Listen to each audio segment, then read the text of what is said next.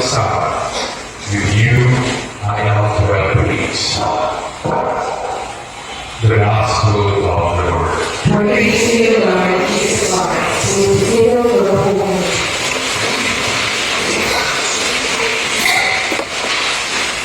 Good morning. So since this is my first time, I'd like to introduce myself first. My name is Father Anthony Glass. I am from LA. LA Union.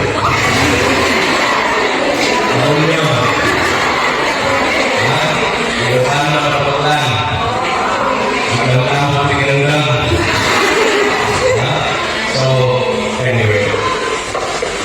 For many years, is there anybody here who cannot understand Tagalog? Okay, okay. Mostly tayo ngayon. So anyway, for many years I worked in China. Because I'm a missionary and I worked in China. And as you know, in China, foreign missionaries are not allowed to do the traditional pastoral work. No? So we cannot celebrate Mass, we cannot do anything the traditional things that priests do in public. And so we have, as missionaries, we have to be creative as to how we can preach the gospel, as to how we can evangelize in China. So what did I do? I preached with my life. We cannot preach words, but we can preach with our actions. No? And so I studied occupational therapy. So I am an occupational therapist as well. So, are you familiar with an occupational therapist is? Yes, Father. Yeah. Great. Yeah. So anyway, for those who are familiar with occupational therapy, it's like physical therapy, no? But it's more broad than physical therapy because physical therapy is more physical. Occupational therapy is more on how you use your movements to function. Like for example, if you have somebody sick and he's unable to eat because he cannot move his arm. So you strengthen the arm, you exercise the arm, so you can get the food and bring it to his mouth. No? Pag hindi makabanyo, no?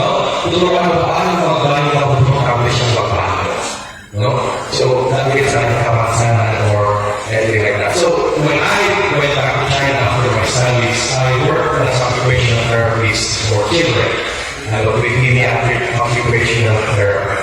And a big part of being an occupational therapist is to educate the guardians, no? Educate the parents.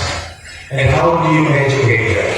Is to encourage their children who have disabilities to rejoice in their little victories, to rejoice in some of their improvements. Di ba kayo mga magulang siguro, some of your parents here, some of you take care of children.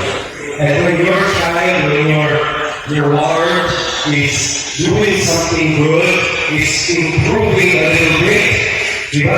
Good job, pagalitan mo, no? You encourage them, you celebrate their victories. And I remember my sister and my sister for a few sessions. She slowly learned how those little things, encourage kids to see the good that their children are doing. These are parts of the education. To be proud of their achievements. Show your appreciation for their good efforts.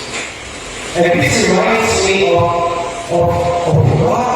how God sees His Son, Jesus today. You are my beloved Son. With you, I am well pleased. Ikaw ang inalulog ng kong anak at ako'y natutuwa sa iyo. Naghahalan ako sa iyo. We hear these words of our Father about His Son. A Son so great, napakakakila and yet so humble, so powerful, napakapangalihan and yet so obedient. We too are God's children. And if we believe, if we have faith, that this is what God also has about us, that we are also His beloved children, we will realize that God is a Father who will always look for the goodness that He has put in our hearts and the wisdom that He has placed in our minds. Marami kasi sa amin, there's lots of us who think that God is a punishing God. God is our only looks at our faults, only looks at your mistakes. But no, God is someone who looks at the goodness of our hearts. Yun ang tinitingnan ng Panginoon. Kaya hindi sana makikitinan natin sa bawat isa. At sabi sa akin, kapag mo siya, huwag mo naman makikita siya. Hindi mo naman makikita na nakikita ang buhay. I remember my friend told me, Andre, you have to be careful now. Why? He's friendly. And he says, you might do a million good things.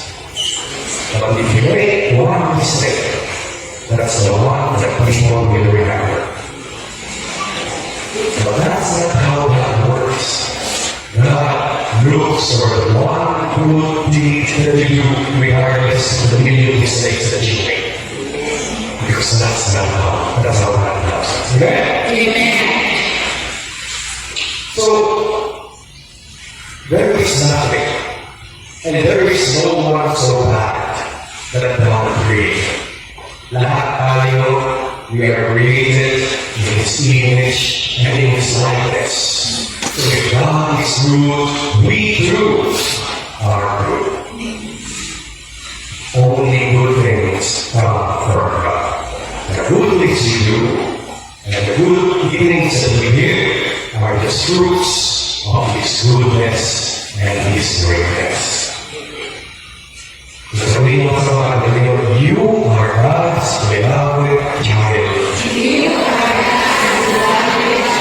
Ayan. Always remember that. Because by the virtue of our baptism, nung tayo ay nabinaya, we have been made into God's children. Nagkinamak namin ng Diyos.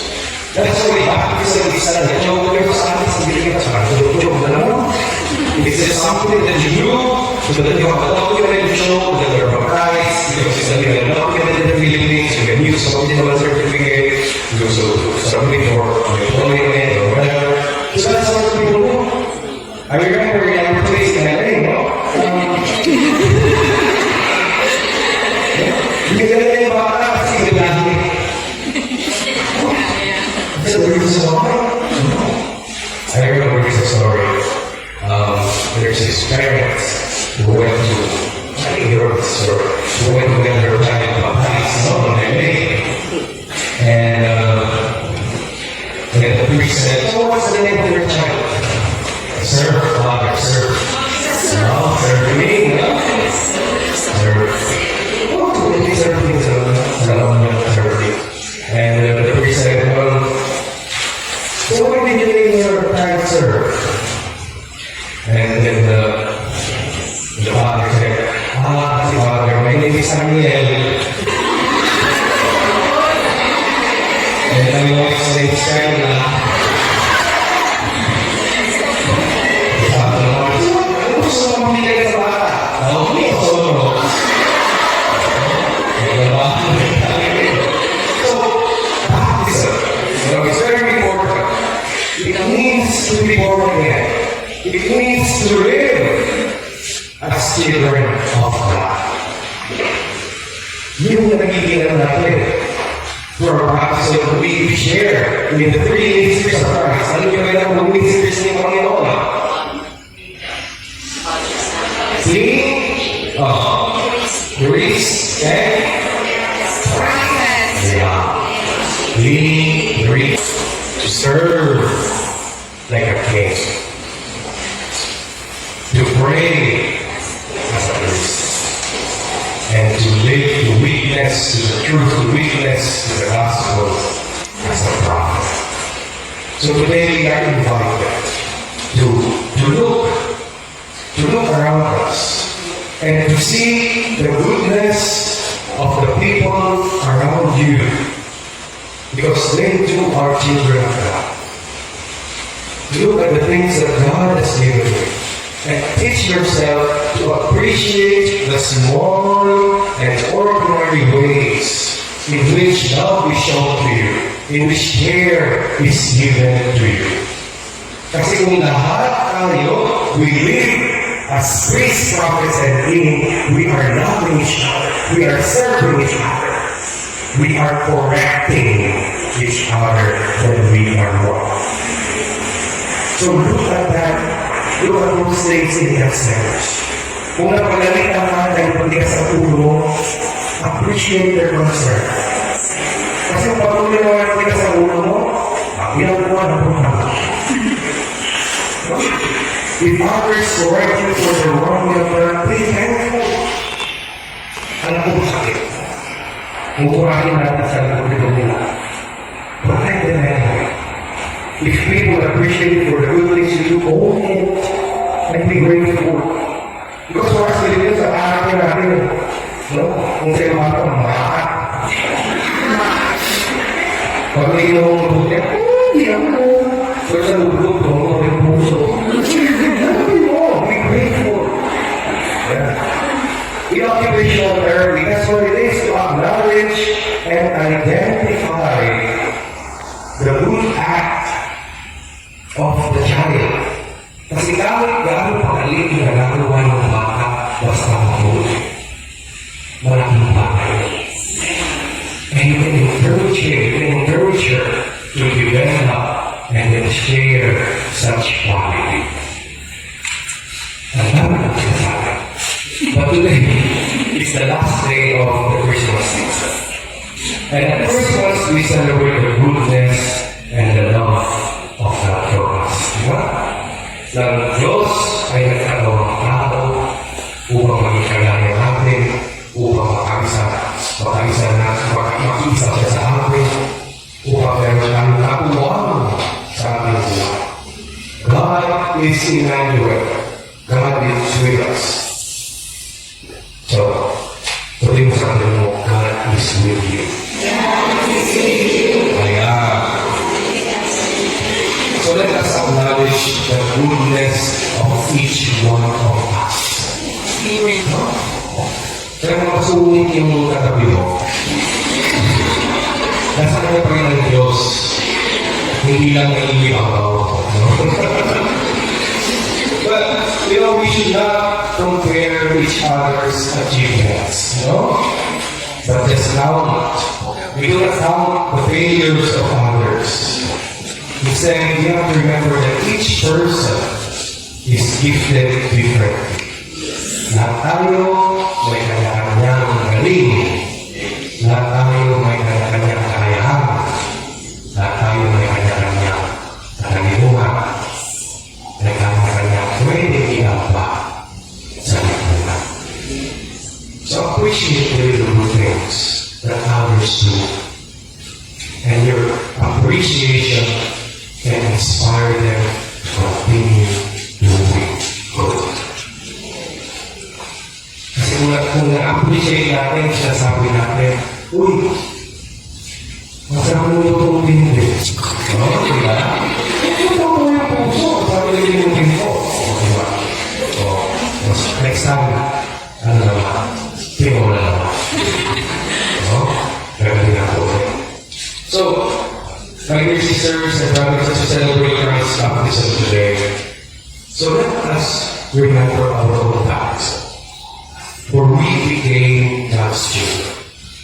And let us not forget that life is too short to ignore the little good things that comes along our way. Appreciate everything. Continue acknowledging and appreciating the goodness of the people around us. And may we never get tired of choosing to become good. Even if we do not immediately feel, even if we do not immediately nakikita agad yung reward, no? Always our loving the good that we do, and who is delighted and proud of our goodness. When you are in panalangin, let this be our prayer, and let this be our desire. That in all that we think, in all that we say, and in all that we do, we may be always be pleasing to the Father. And make the proud Father proud of us. Amen. And may the words of the Father be like the words that He said to Jesus. Para sa akin, you are my beloved Son. You are my beloved daughter. And with you, I am well pleased. We will